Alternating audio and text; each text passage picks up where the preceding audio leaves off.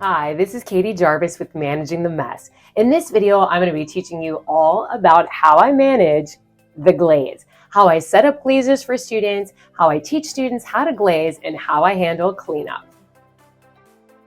You might be wondering what type of glaze I use. In the past, I used Mako Stroke and Coat. I really love this because of the bright colors. It is very expensive, but it's a time saver in that you're able to glaze clay. So you do not have to bisque fire your pieces before you glaze them just with this product. What I don't like about this product is the size of the bottle, and the price, of course, is quite high, and how this pours into other containers. To distribute it to students, this type of bottle I found has really slowed me down. So this year I've gone to using Amco Cone 05 glazes. These glazes are easy to pour into other containers, or you could just set these simply out on the table for students, twist the lid off and have them put the brushes right in. When I'm having students do glaze, I do not have them wash off their brushes. If the brush is in the light green, it just stays in that color until the entire class is finished glazing. I do store my glazes in rainbow order so that they're easy to find, and I label the tops of my bottles. This is similar to what you saw in my painting video, that I'll label them with the year, so I'm rotating through these and using my oldest products first.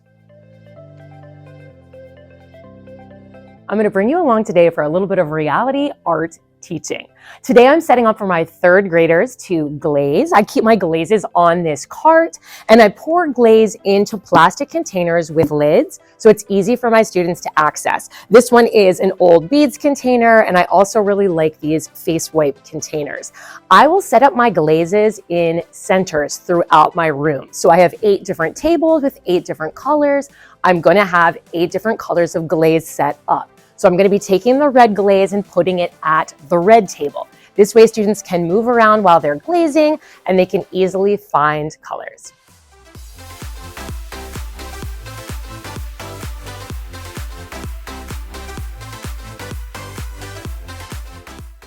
After I have the glazes set up, I would check that my glazing brushes are also on that cart. I collect paintbrushes that have bad hair days or older paintbrushes that I don't care about as much. And these ones I constantly are using for glazing and only glazing. When the students come in, I will have my paintbrush pals pass out these paintbrushes. Right now I'm going to leave this on my glazing cart so it is ready to go for students.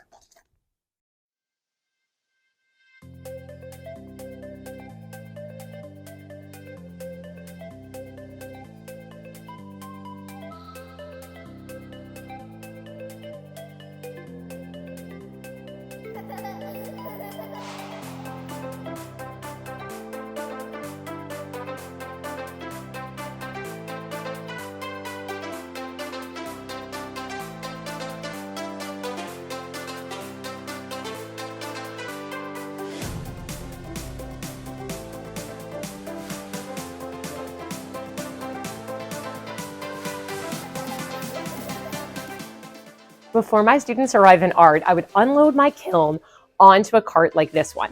I put either newspaper or newsprint underneath so it's easier to clean up.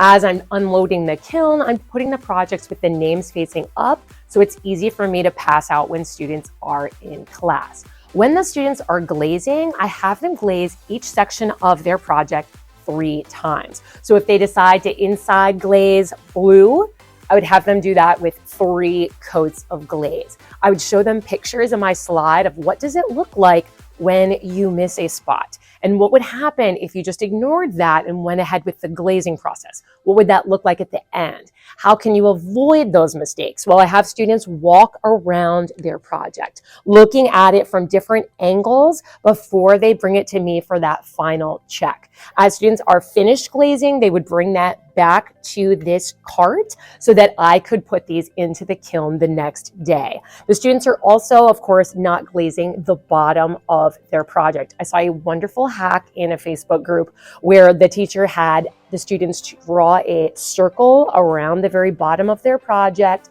I'm not sure if she drew this for them or it was something she instructed the students to do, but then that was the spot they did not glaze. I explained to the students that the part that sits on the table, that's the part we're not glazing. This is where I write their name and the years. Parents love that detail, and a little code for their teacher's name. I write the names on all clay projects because I am returning them to students for the glazing, and I'm grading them at the end and returning it to classrooms. So if it's easy for me to read, that is saving me time. When my projects are in the kiln, I'm using stands. So I'm either using these little triangular stands like this, or these ones that are shaped like a triangle underneath the projects, so there's no chance of them sticking to my kiln shelves. If a student does accidentally glaze the bottom of their clay, I have them go over to this sink, use those rough school paper towels, and just wipe off as much of the glaze as they can so that we're able to read their name and the date. Before my classes come in, if it's a younger grade, I would rinse off the clay projects to remove any dust and dirt from the kiln before students glaze. I would do this for students in kindergarten and first grade, and second and above, I would have them do this on their own before they begin glazing.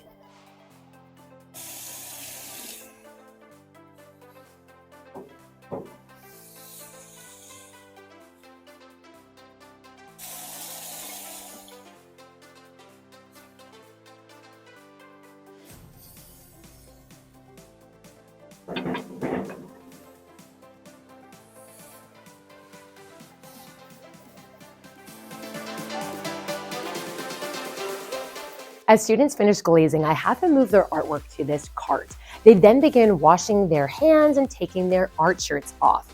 Those students move to my carpet area and begin filling out an exit ticket. This is when the other students are finishing up with their glazing. Once I notice that there are a few students that are finished with the exit ticket, I'll have them take the paintbrushes and start moving them to the paintbrush hot tub. I found it's just easier to let the paintbrushes soak there for a few hours and for me to rinse them off later. Goopy glaze brushes are very messy, and if they're ending up in all your different sinks, it creates a larger mess than is needed. Students will help me when we're glazing to move the jars. If they're the last class that's glazing, we'll move them to one of the sinks, and I will stay at that sink and use a wet cloth to wipe off the rim of each glaze jar. When we are cleaning up, then students will help me put the lids on each jar and move all the jars back to this cart. If we're the last class of the day glazing, students will help me by peeling the tape off of the table coverings and rolling those coverings up like a burrito. As much as possible, I like to do glazing back to back with my classes. So we don't have to put away the paintbrushes, we don't have to put away the glaze or the table coverings if the next class is doing the same thing. So that's a tip that I do to cut down a little bit on my setup and cleanup. If this has been helpful for you, make sure you comment down below. If you've got some ideas on other things you'd like to learn how to manage in the art room, please let me know. See you in my next video.